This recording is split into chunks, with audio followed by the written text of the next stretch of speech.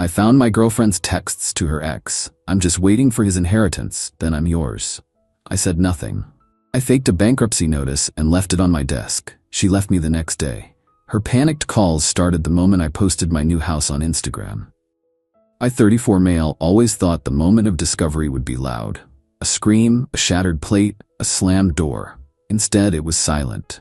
Utterly, devastatingly silent. It was a Tuesday. I was working from home, syncing my files across my devices, when Evelyn's messages popped up on the shared tablet.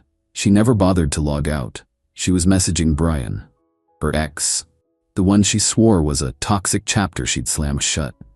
My breath just stopped. I read the last few exchanges, my heart turning into a cold, heavy stone in my chest. I felt like I'd stumbled into some messed up ATA post where the answer is screamingly obvious to everyone but the person living it.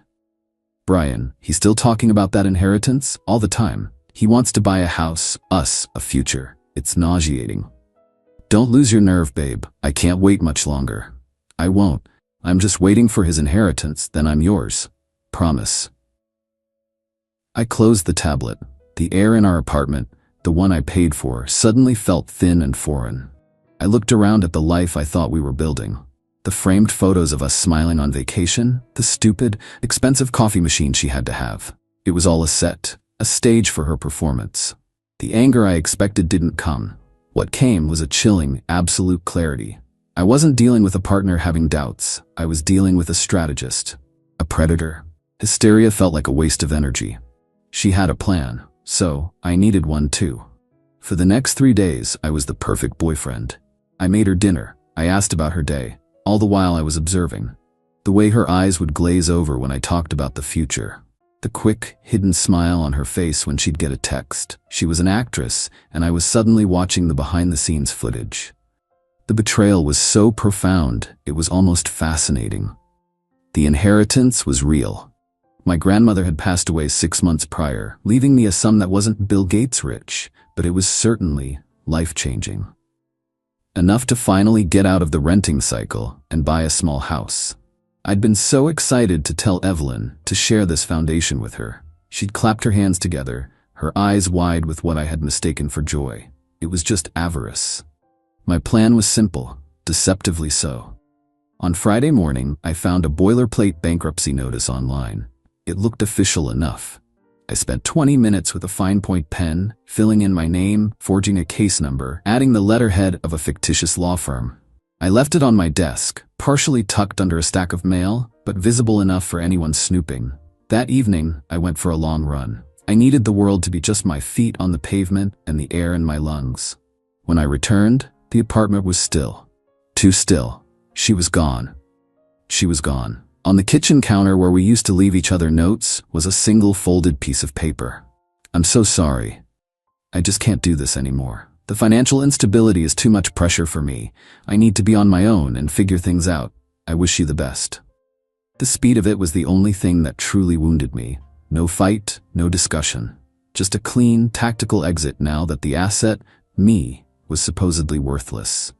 It confirmed everything. I sat on the floor of my empty living room, not crying, but feeling the vast echoing space she'd left behind. It was the loneliest I'd ever felt. For a few weeks, I heard nothing. I began the process of untangling our lives, packing her things into boxes. I grieved the woman I thought she was, the future I thought we had. Then my grandmother's money cleared. The house I'd been looking at, the one I'd imagined her walking through, was still on the market. A modest 2-bedroom with a porch and a small, overgrown yard. It wasn't our house anymore. It was my sanctuary. As a cash buyer, I was able to fast-track the closing. It still took just under 3 weeks of navigating inspections, titles, and paperwork, but in the world of real estate, it felt like lightning speed. Last night, I drove to my new home for the first time as its owner. The air smelled like cut grass and possibility. I took a picture. Just me, sitting on the top step of the porch, holding a single key. The caption was simple: New beginnings. I didn't tag a soul. I just let it float out into the ether. It took 7 minutes. My phone screen lit up, Evelyn, an incoming call. I ignored it. It lit up again, Evelyn. Then a text, then another call, then a call from a number I didn't recognize. I let it go to voicemail. It was Brian. My phone buzzed incessantly for the next hour. A flurry of panicked, confused, and increasingly angry messages. I didn't answer. I just sat on my porch, took a sip of beer, and watched the sun go down on my new life. The storm had arrived right on schedule. Update. The calls and texts didn't stop. They became a kind of frantic background noise to the tasks of moving. I saved the voicemails. They were, in their own way, masterpieces of manipulation. Evelyn started with a saccharine sweet confusion. "Hey, it's me. I saw your post. A new house? I don't understand. The notice. Call me back. I'm really worried about you." Brian's were less subtle, just guttural anger. "You played her, man. That's messed up. You think you can just lie to people like that? You owe her. You call her back and you make this right. Owe her." The audacity was breathtaking. After 3 days of this, while unpacking boxes in my new living room, I finally answered. It was Evelyn. "Oh my God, you're okay," she began, the relief in her voice so fake it was almost comical. "I was so worried. I saw that bankruptcy letter, and then you disappeared, and now you have a house? What is going on?" I kept my voice flat, calm. "You left, Evelyn." "I left because I was scared. I thought you were ruined. How could you lie to me like that?" There it was. The pivot. The gaslighting. I was now the villain for faking a financial collapse that proved she was a gold digger. Classic. "The letter you left was pretty clear," I said, cutting a box open with a knife. "You said you needed financial stability. I assume you concluded there was none to be had with me, so you left. End of story." There was a pause. I could hear her breathing, the gears turning. "That's not fair," she finally said, her voice shifting from wounded to indignant. "I invested 2 years of my life in you. In us. I helped you. We looked at houses online for months. I helped you plan." "You looked at Zillow, Evelyn. That's not a contribution?" "It is," she insisted, her voice rising. "I was a supportive partner. That house, that money, I'm entitled to a share of it. That was supposed to be our future. You don't get to just take it all for yourself." The silence that followed was heavy. I let her words hang in the air. I wanted to remember them. "Evelyn," I said, my voice dangerously quiet. I saw the texts. To Brian. Complete silence. Not even a breath. For a full 10 seconds. Then the explosion. A torrent of excuses. It wasn't what it looked like. He was just an old friend.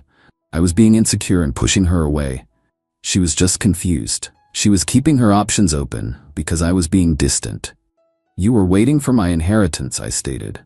It wasn't an accusation. It was a fact. "Then you were his." She hung up. An hour later, the notification started on my Instagram post. "Brian. This guy is a liar and a manipulator," he commented. "Don't believe anything you see." And another, "Enjoy the house you stole from her."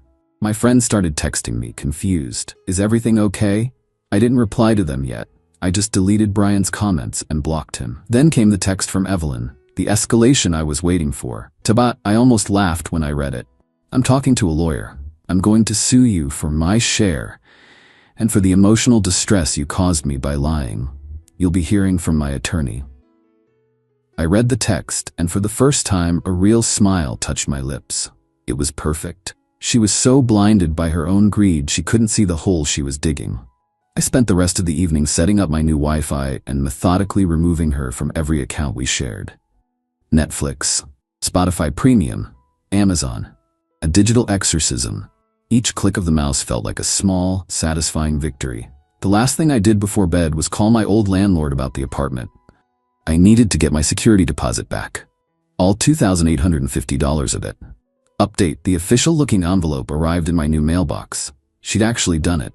Evelyn had filed a small claim suit against me for $5,000. I read the filing, standing in my sun-drenched kitchen. The sheer nerve was almost admirable.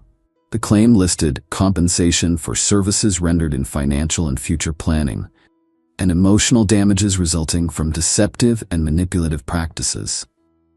She was framing my quiet little test as a malicious scheme to emotionally torture her. But that wasn't the only problem. My old landlord had called me back, his voice thick with apology. The $2,850 security deposit had already been paid out. To Evelyn.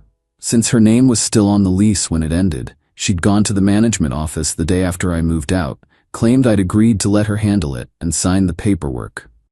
The landlord said it was now a civil matter between me and her. Of course it was. My pain had now completely solidified into purpose. This was no longer just about a broken heart, it was about holding people accountable for their actions. My response was methodical. First, the small claims suit. I didn't need a lawyer. The truth was my best weapon. I started a file. In it went a printout of her breakup note. Then, printouts of the text messages between her and Brian. I highlighted the key phrases. I'm just waiting for his inheritance. And I need financial stability. The narrative was clear, and I was merely the editor. Second, the security deposit. I drafted a formal demand letter. It was polite, professional, and utterly inflexible.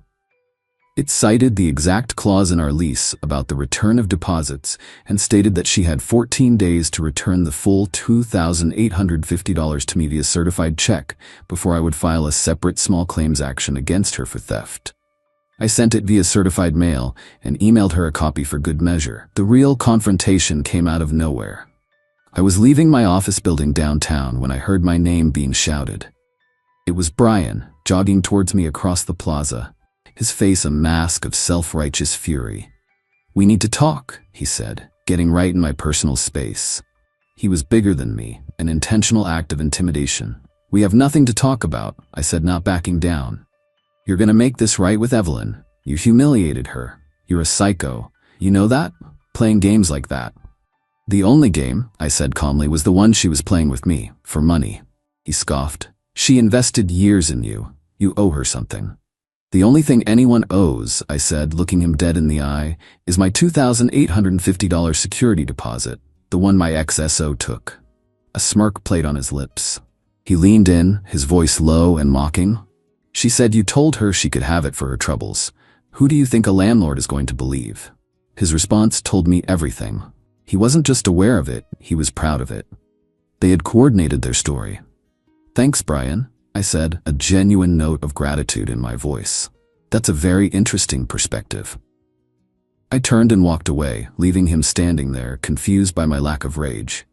The moment I got to my car, I pulled out my phone and typed an email to myself, documenting the conversation, his words, the date, and the time. Brian claimed Evelyn told him I agreed to let her have the deposit. Clear coordination and a fabricated story. It was another beautiful little piece of my file. The social fallout was messier. Evelyn had been busy spinning her tale, and I, the OP of this whole mess, was painted as the villain. I heard she was telling everyone I'd had a breakdown, faked a bankruptcy to control her, and then kicked her out. Some people bought it. My phone got quieter. It stung, I won't lie. To be so thoroughly rewritten as the villain in your own story is a unique kind of pain. But I trusted the process. The truth has a way of coming out. You just have to be patient. Final update. The day of the small claims hearing felt strangely calm. It was a sterile, unimpressive room with fluorescent lighting and worn-out chairs. Evelyn and Brian were already there, sitting together, whispering. Evelyn was dressed professionally, like a woman who was about to be deeply wronged. Brian just looked thuggish, his arms crossed, glaring at me. They thought they were in an episode of a courtroom drama where the most emotional argument wins. Evelyn went first. She gave a tearful, passionate speech about my deception and the psychological toll it took on her. She spoke of the future I'd stolen from her. It was a compelling performance. Then it was my turn. I didn't give a speech, I just presented my evidence. I walked the judge through it, step by step. Exhibit A, I said, placing the printout of her breakup note on the judge's bench. Evelyn's own words, stating she was leaving due to financial instability the day after she believed I had gone bankrupt. Exhibit B, I continued, are text messages between Evelyn and Mr. Shaw from the week prior. I read one aloud into the quiet room. "I'm just waiting for his inheritance, then I'm yours." The judge, a no-nonsense woman in her 60s, slowly lifted her eyes from the paper and looked at Evelyn. For the first time, Evelyn's composure cracked. And Exhibit C is a timeline showing Evelyn left my apartment on May 10th, and the inheritance in question did not clear my bank account until early June, weeks later. The judge didn't need much more. She dismissed Evelyn's case with prejudice, her voice sharp. "Ms. Hayes, your claim is not only meritless, it is audacious. To seek compensation for a partnership you clearly intended to defraud is an abuse of this court's time." Then she turned to my countersuit for the security deposit. Evelyn repeated the lie, claiming I had told her she could have it. The judge looked at Brian. "Mr. Shaw, were you aware of this arrangement?" Brian, trying to look helpful, nodded. "Yeah, she told me he said she could have it." The judge leaned forward. "So your testimony is that you were aware she was taking the full deposit based on a verbal agreement?" "Yeah," he said, puffing out his chest. I was then allowed to testify about my conversation with him outside my office, presenting my time-stamped notes. I explained how he'd tried to intimidate me and smugly told me their story. The contradiction between his aggressive confidence with me and his helpful boyfriend act in court was stark. The judge saw it instantly. The lie had become more damaging than the truth ever could have been for them. She ruled in my favor, ordering Evelyn to pay me the full $2,850 plus my court filing fees. Outside the courtroom, their hushed whispers erupted into a furious, sibilant argument. The United Front had crumbled into bitter blame. The story of what happened in that courtroom spread faster than Evelyn's lies ever had. The mutual friends who had grown distant sent awkward, apologetic texts. "Man, I'm so sorry. I had no idea." I just replied, "No worries." I didn't have the energy for anything more. Their validation wasn't the prize. A week later, I heard through the grapevine that the public drama, coupled with his aggressive attitude, had caused problems for Brian at his job. He worked in sales, where reputation is everything. Apparently, his company wasn't thrilled about him making threats in the lobby of a client's building. My employer's security had officially barred him from the premises after the incident. The last communication I ever received was a single text from Evelyn, days after the judgment check arrived in my mail. "I hope you're happy in your stupid house all alone. You ruined my life." I didn't feel anger. I didn't feel joy. I just felt nothing. It was a message from a ghost. I deleted it, blocked her number, and went outside to my yard. It's been a few months now. The silence they left behind is no longer empty. It's filled with the sound of birds in the morning and the quiet hum of my own life. I've planted a garden. I've reconnected with the friends who mattered. The scar from the betrayal is still there. I think a small part of it always will be. But it doesn't ache anymore. I didn't need them to face some grand, cinematic downfall. I just needed them to face the natural, mundane consequences of their own choices. They weren't master villains. They were just greedy, entitled people who were so sure of their own cleverness, they never saw the simple, obvious trap they were setting for themselves. The best revenge, I've learned, isn't loud. It's the quiet satisfaction of building a better life on the ashes of a false one. It's sitting on your own porch in a house you earned, knowing you handled the worst with a calm heart and a clear head. They didn't ruin my life. They just cleared the way for my real one to begin. She texted, "I'm leaving you for my boss. He's a partner at his law firm." I replied, "Good luck." Then I called her boss's wife and forwarded the last 6 months of texts. 24 hours later, she was fired, single, and begging for me back. Original post. I 38 male got the text last Thursday at lunch. Was eating my usual turkey sandwich at my desk when my phone buzzed. My girlfriend Jessica, 32 of 4 years. "Robert, I need to tell you something. I'm leaving you for Douglas. He's everything you're not. Successful, ambitious, sophisticated. He's a partner at Morrison & Associates, and he's going to give me the life I deserve. Don't try to contact me. I'll get my things this weekend." I read it 3 times. 4 years together. Living in my house for the past 2. And she breaks up with me via text for her boss. Douglas Morrison. I knew about him. Jessica started as a paralegal at his firm 18 months ago. She'd mentioned him constantly. Douglas drives a Tesla. Douglas has a house in the hills. Douglas took the whole team to that fancy steakhouse. I'd met him at the firm's Christmas party. 50-something, married with 3 kids, handshaked like a wet fish. His wife Eleanor was there too, sweet woman who talked my ear off about her charity work while Douglas kept refilling Jessica's wine glass. My response to Jessica's text? "Good luck." Then I got to work. See, Jessica wasn't very smart about her affair. She'd been using the iPad I'd given her for her birthday, the one still logged into my iCloud account, the one that synced all her messages. 6 months of texts between her and Douglas, starting professional, getting flirty, then explicit. Photos I really didn't need to see. Discussions about when Robert finds out and after my divorce is final. The kicker? Douglas had no intention of leaving his wife. He said it clearly in multiple texts. Eleanor can never know. I'd lose everything in the divorce. Half my partnership, the house, custody. We need to be careful. Meanwhile, Jessica was texting her friends about becoming the second Mrs. Morrison and looking at engagement rings online. I sat there at my desk, turkey sandwich forgotten, scrolling through their messages. Then I made a decision. Update 1. First, I needed to protect myself legally. Jessica wasn't on the lease of my house, but she'd been living there long enough to claim tenant rights. I called my buddy Anthony, who's a property lawyer. She announced she's leaving voluntarily, he said. Document everything. Change the locks after she gets her stuff, not before. Next, I screenshot everything. Every text, every photo, every timestamp. Uploaded it all to a secure cloud folder. Made multiple backups. Then I looked up Morrison & Associates.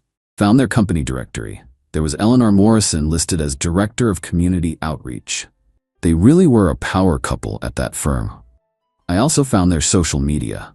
Eleanor's Instagram was full of family photos, Douglas with their kids at soccer games, their 25th anniversary party last year, vacation pics from Europe. I sat on this information for exactly 2 hours. Long enough for Jessica to be deep into her workday, probably sitting near Douglas, thinking she'd handled everything perfectly. Then I called Eleanor Morrison. Mrs. Morrison? My name is Robert Caldwell. I'm sorry to call you like this, but there's something you need to know about your husband. Silence. Then, who is this? My girlfriend works at your husband's firm, Jessica Ramirez. She just informed me she's leaving me for Douglas. Longer silence. When Eleanor spoke again, her voice was steel. Do you have proof? 6 months worth.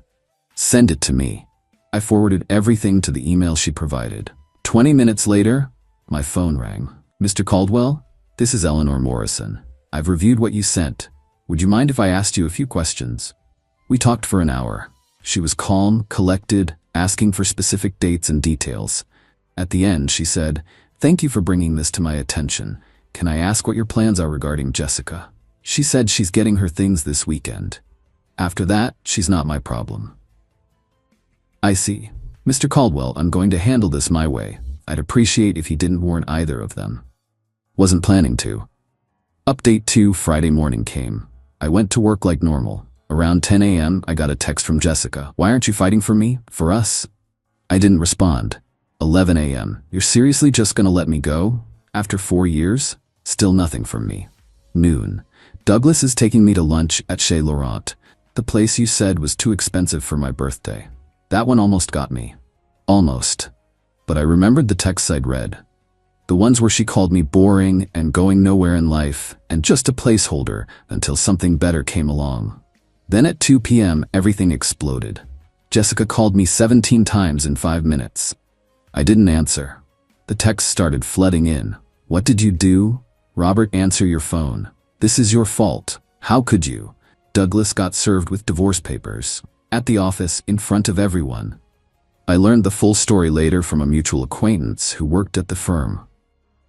Eleanor hadn't just served Douglas divorce papers. She'd hired the most aggressive divorce attorney in the state, walked into the firm herself during the Friday partners meeting, and announced to the entire room that her husband had been having an affair with a subordinate.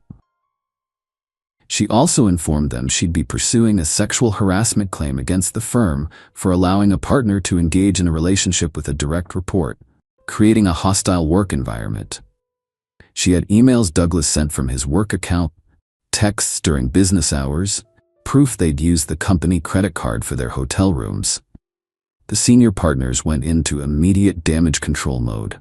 Douglas was suspended pending investigation. Jessica was escorted from the building with a cardboard box. By 3 p.m., Jessica was calling from her car, sobbing. "Please, baby, please pick up. I made a mistake. Douglas lied to me. He said he was leaving his wife. I was so stupid. Please, I need you." I texted back, "You have until Sunday at noon to get your things. Come alone." Update 3. Saturday morning, Jessica showed up with a U-Haul and her sister Monica. I'd already packed everything of hers into boxes and left them in the garage. Changed the locks the night before. Monica tried to play mediator. "Robert, she made a mistake. People make mistakes. You're really going to throw away 4 years?" "She threw it away," I said. I'm just cleaning up the mess. Jessica was a wreck. Makeup running, hair unwashed, wearing sweatpants. Far cry from the woman who'd been bragging about lunch at Chez Laurent the day before. Can we please talk? She begged. We're talking now. In private? No. She started crying harder. I ruined everything. Douglas won't return my calls. The firm fired me. Eleanor Morrison is suing me for alienation of affection. I could lose everything. Sounds like a you problem. How can you be so cold? I pulled out my phone and read one of her texts to Douglas. Robert is so pathetic. He actually thinks I love him. He's just a safe bet while I figure out my real future. Jessica went pale. You read our messages? Your iPad. Still synced to my account. You're not as smart as you think you are. Monica's face changed. She'd been glaring at me, but now she turned to her sister.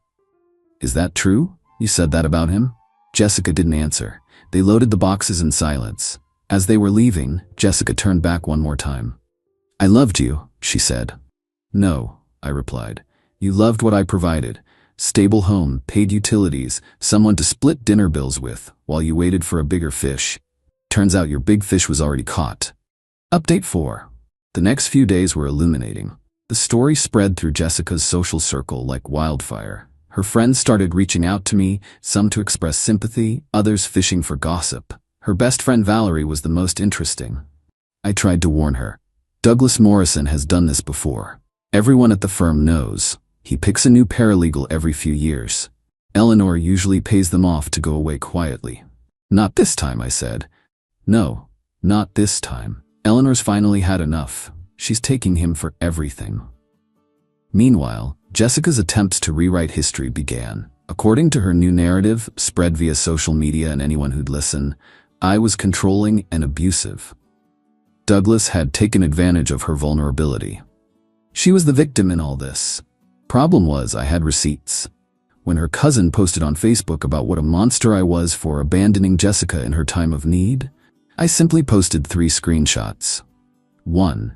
Jessica bragging about Douglas buying her a $2,000 purse with the caption, "Finally found a real man who knows how to treat a woman." 2. Her text to Douglas, "Can't wait to quit this job once we're married and be a proper trophy wife." 3. Her message to her group chat, "Robert's so clueless. I've been hooking up with D for months and he thinks I'm at book club." The post got deleted within an hour. Her cousin blocked me, but the real entertainment came Wednesday when Douglas tried to salvage his life. He showed up at my house. "We need to talk man to man," he said. I didn't invite him in, just stood in the doorway, arms crossed. "Your girlfriend came on to me," he started. "I'm a powerful man. Women throw themselves at me. It's not my fault."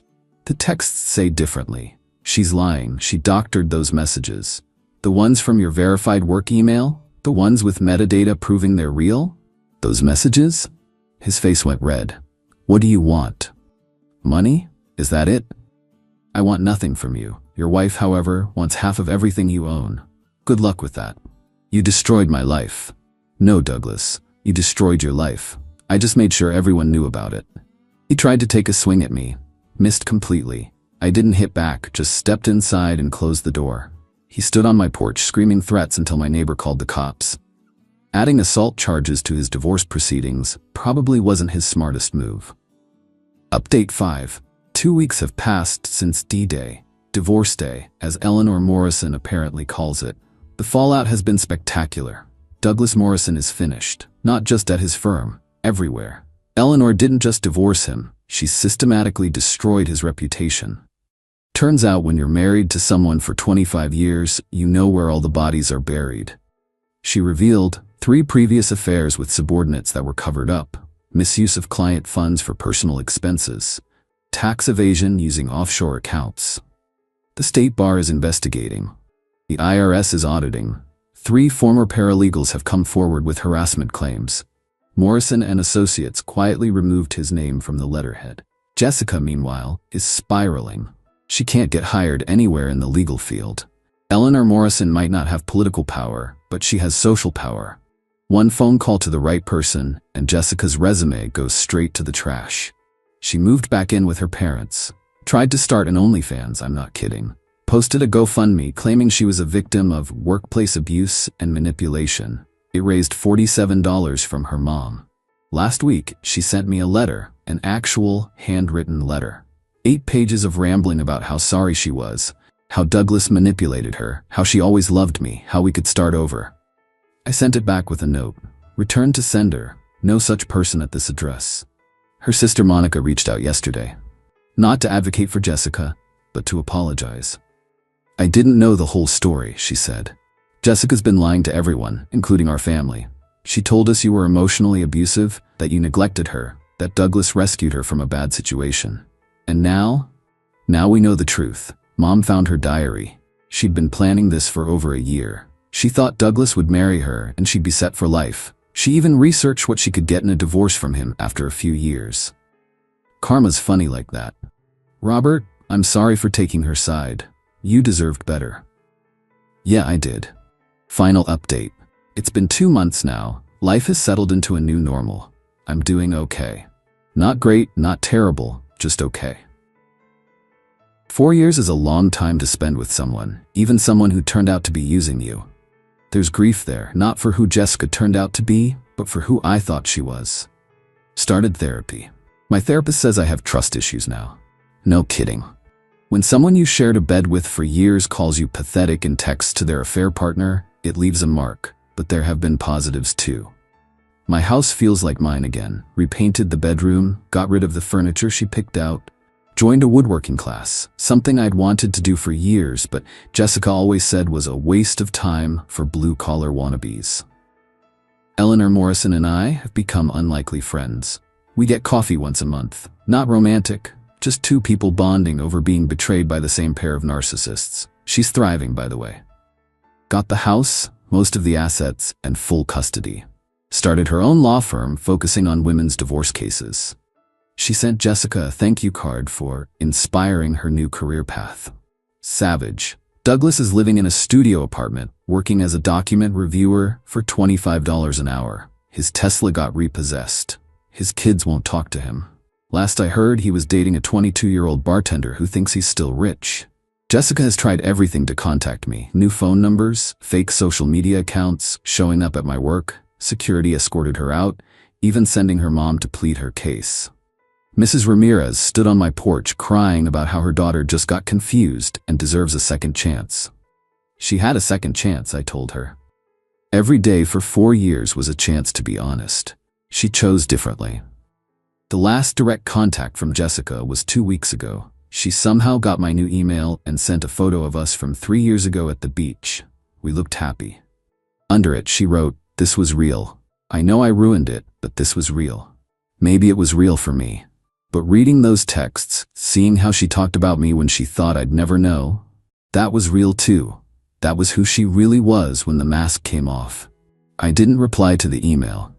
Blocked that address too. My buddy Anthony, the lawyer, says Jessica's been asking around about whether she has any legal claim to my house since she lived there for 2 years. The answer is no. But the fact that she's still trying to get something out of me says everything about who she really is. People keep asking if I regret exposing the affair. If I should have just let Jessica go and moved on quietly. No regrets. She made her choices. Douglas made his choices. They thought they were smarter than everyone else, that they could use people and discard them when something better came along. They thought there wouldn't be consequences. They thought wrong. The best revenge isn't elaborate schemes or dramatic confrontations. It's simple truth. I just pulled back the curtain and let everyone see who they really were. They did the rest to themselves. Eleanor told me something last week that stuck with me. They didn't just cheat on us. They cheated themselves out of good lives with good people who actually loved them. We'll recover. We'll find better.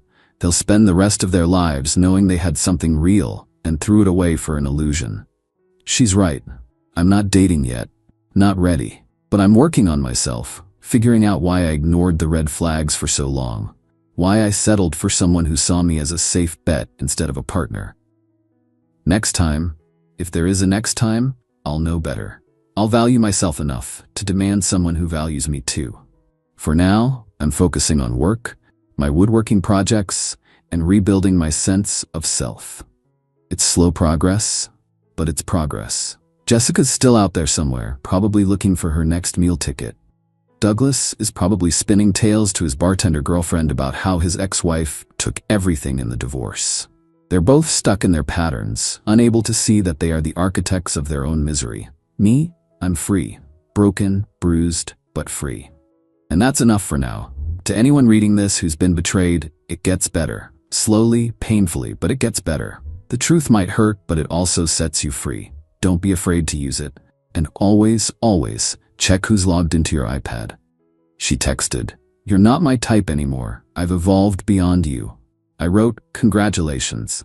Then I watched her evolution from my new penthouse while she struggled in the apartment I'd been covering. Her regression was spectacular. Original post. 38 male, got the text from Jessica, 35, 3 months ago. We'd been together 6 years, living together for 4. I'm an IT consultant, she's a lifestyle coach, basically posts motivational quotes on Instagram and charges people $200 to tell them to drink water and manifest success. The text came while I was debugging code for a client at 11 p.m. on a Wednesday. "Nathan, I need to be honest. You're not my type anymore. I've been doing inner work with my spiritual advisor and realized I've evolved beyond our relationship. You're stuck in your corporate mindset, while I'm ascending to my higher self. I'm moving forward with someone who matches my vibrational frequency. Best wishes on your journey." I stared at it for maybe 20 seconds, then typed, "Congratulations on your evolution." She replied instantly, "That's it? No fight? No emotion? This is exactly what I mean. You're emotionally stunted." I didn't respond, just went back to my code. Here's what Jessica didn't know. I'd been planning to leave for 2 months. See, my corporate mindset had just landed me a senior architect position at a tech firm with a $250K base plus equity. I'd been waiting for the contract to finalize before telling her. Why? Because I knew exactly how she'd react. Suddenly, remember, she loved me once she heard about the money. Our lease was in both names, but I'd been paying 90% of it. She contributed maybe $400 a month from her coaching, while I covered the remaining $3,600 for our downtown apartment, plus utilities, plus her car insurance, plus her organic groceries and yoga memberships. But according to her, she'd evolved beyond me. Update 1. The next morning, Jessica was gone. Left a crystal on the kitchen counter with a note, "For your heart chakra. You'll need it." I tossed the crystal in the trash and got to work. First, I called our landlord, explained the situation and that I'd be moving out at month's end, 2 weeks away. He wasn't happy about breaking the lease, but understood when I offered 2 months' rent as penalty. Worth it to be done clean. Then I started apartment hunting. With my new salary, I could actually afford something nice. Found a penthouse unit in a new building. Same neighborhood, ironically. 3 blocks from our old place. Floor-to-ceiling windows, private terrace, the works. Rent was $6, but I could afford it now. Meanwhile, Jessica was posting her evolution all over social media. Picture of her with some guy named Dimitri. Man bun, sleeve tattoos, sells handmade jewelry at farmers markets. Caption, "When you finally align with someone who speaks your soul's language." Her friends commented hearts and "Yes, queen" and "Know your worth." I commented nothing. Just quietly removed myself from our shared subscriptions. Netflix, Hulu, HBO, Spotify Premium, her gym membership. Yeah, I was paying that too. Her meal kit service, Amazon Prime, everything. Got a text that night. "Did you seriously cancel Netflix? That's so petty. Evolved beings should pay for their own streaming services. I can't believe you're being this childish. Best wishes on your journey." She tried calling. I didn't answer. Update 2. Moving day came. I hired movers, took only my stuff, left all the furniture since I'd be buying new anyway. Felt like a fresh start. Jessica texted, "Where's the couch and the TV? Those were mine, bought before we met, but I need them." Dimitri probably has furniture. Radio silence for 3 hours. Then, he lives with roommates. We're staying in the apartment. Good luck with that. What's that supposed to mean? I didn't reply. She'd figure it out when rent was due in 5 days. Day 3 in my new place, I'm assembling furniture when my phone explodes. 17 messages in rapid succession. The landlord says you ended the lease. Rent is $4,000. I can't afford this. Nathan, please. This is financial abuse. You knew I couldn't pay this alone? Dimitri can't help, he's saving for Burning Man. You're trying to make me homeless. This is your ego lashing out. My spiritual advisor says you're having a dark night of the soul. Please reconsider. I'll meditate for your healing. Nathan, answer me. Fine, I'll handle this myself. I don't need your low vibration money. I grabbed a beer, went out on my terrace, and watched the sunset over the city. Life was good. Update 3. 2 weeks later, Jessica launched a GoFundMe. Help a spiritual entrepreneur stay housed during transition. Goal: $10,000. She raised $327 from her mom and 2 friends. Then came the smear campaign.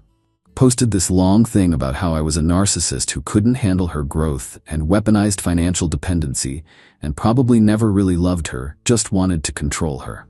My buddy Tom sent me screenshots. Bro, you seeing this? Yeah. You gonna respond? Nah. Living well is the best revenge. But Jessica wasn't done. She started telling people I'd been emotionally abusive, that my coldness was actually calculated manipulation, that she'd been scared to leave until she found the strength through her spiritual journey. Some mutual acquaintances actually believed it, started getting texts asking if I was okay, but in that way where they're really asking if I'm an abuser. I kept receipts of everything, every payment I'd made, every text where she thanked me for supporting her dreams, every social media post about what an amazing boyfriend I was until I apparently wasn't.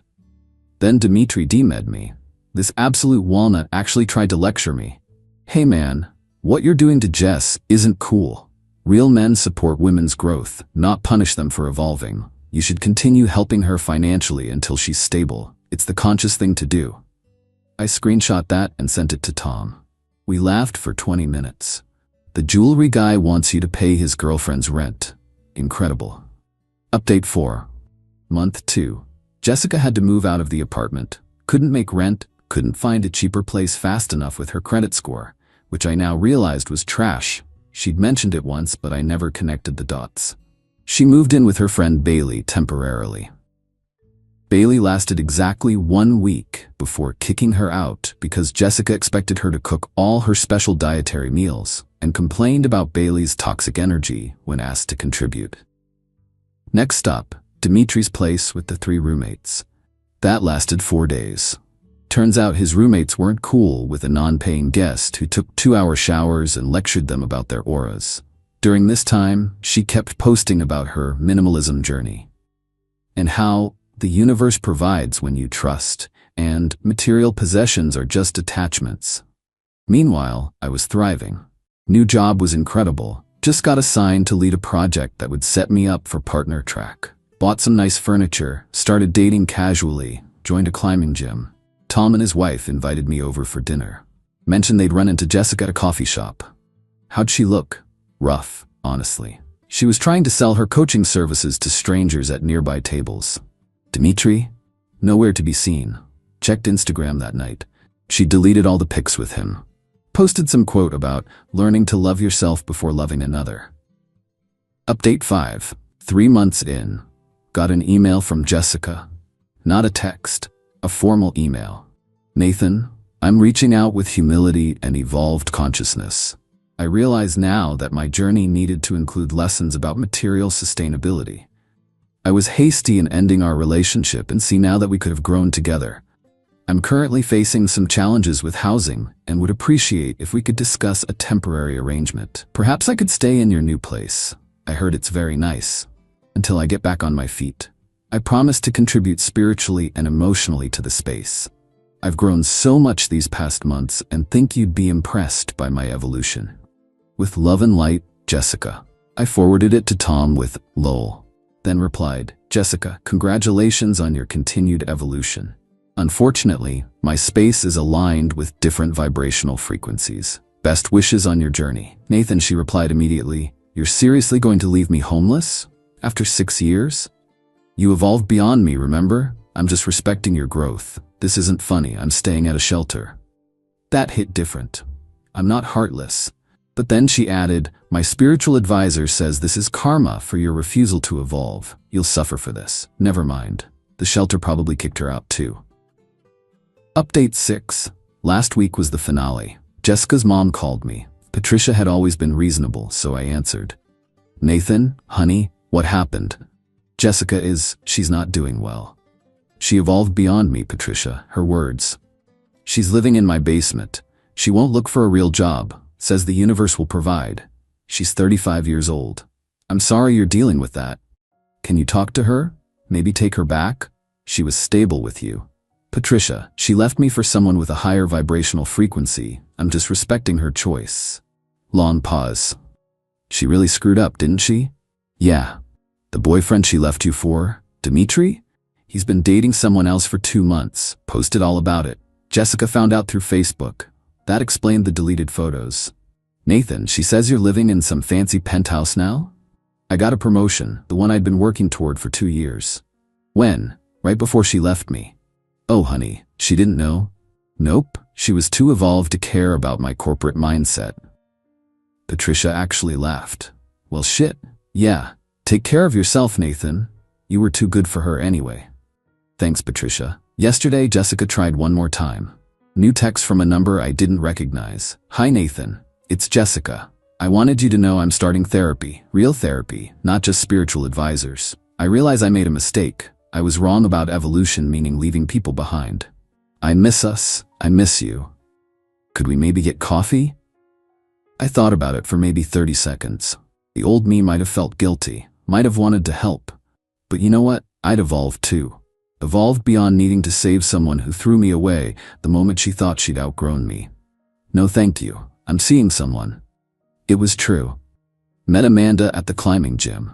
She's a software engineer, pays her own rent, and thinks crystals are just pretty rocks. Jessica's response was predictable. Who is she? What does she have that I don't? A job. She sent 12 more messages. I didn't read them, blocked the number, and went back to living my life. Final update. It's been 6 months now. Thought I'd give one last update since people keep asking. Jessica is still at her mom's. According to Patricia, we text occasionally. She's actually pretty cool. Jessica refuses to get a traditional job because it would lower her frequency. She's still trying to make it as a lifestyle coach, but has exactly 3 clients, one of whom is her mom, paying out of pity. Dimitri apparently went to Burning Man without her. Posted tons of pics with his new girlfriend, who ironically looks just like Jessica, but younger. He's also launched his own spiritual coaching business. The internet is wild. My old apartment? Someone else rented it immediately. I walk by sometimes on my way to the coffee shop. Weird to think I spent 4 years there funding someone else's evolution. The mutual friends who believed her abuse stories. Most figured out the truth when she tried to borrow money from them. Funny how claiming someone financially abused you while asking everyone for money doesn't quite add up. Bailey reached out last month to apologize for believing Jessica's version. Said Jessica had tried to convince her to let her move back in, and when Bailey refused, Jessica accused her of being spiritually toxic and vibrating at a fear frequency. Bailey's response, at least I can afford my own vibration. Amanda and I are doing great. She thinks the whole story is hilarious and occasionally asks if I've evolved when I do something silly. We're planning a trip to Japan, something I never could have afforded when I was funding Jessica's green juice habit. The best part? I ran into Jessica at a grocery store last month. She was buying regular non-organic groceries. Guess consciousness doesn't pay for Whole Foods. She saw me, started to approach, then noticed Amanda with me. Amanda's wearing her climbing gear. I'm in my usual tech company casual. We look happy, normal, evolved in the way that actually matters. We grew up. Jessica just stared, then turned and walked away. But not before I heard her whisper to herself, the universe will provide. Sure, Jess, but the universe isn't paying your mom's basement rent. People ask if I feel bad about how things ended. If I should have been more generous, more forgiving, maybe the old me would have. The pre-evolution me who thought love meant carrying someone who refused to carry themselves. But here's what I learned. When someone tells you they've evolved beyond you, believe them. Let them fly on their higher frequency. Just don't pay for the flight. My penthouse terrace has the perfect view of sunset. I watch it sometimes with a beer, Amanda reading beside me, both of us existing at whatever frequency people exist at when they're genuinely happy. Turns out that's the only evolution that matters. Patricia sent one last text yesterday. Jessica asked me to ask if you'd consider giving her a loan. Tell her my money is still vibrating at too low a frequency for her evolved consciousness. LOL, I'm using that. Living well isn't revenge, it's just living. But when someone who evolved beyond you is watching from their mom's basement while you're watching sunsets from a penthouse you earned yourself, that's not revenge either. That's just consequences. Best wishes on everyone's journey.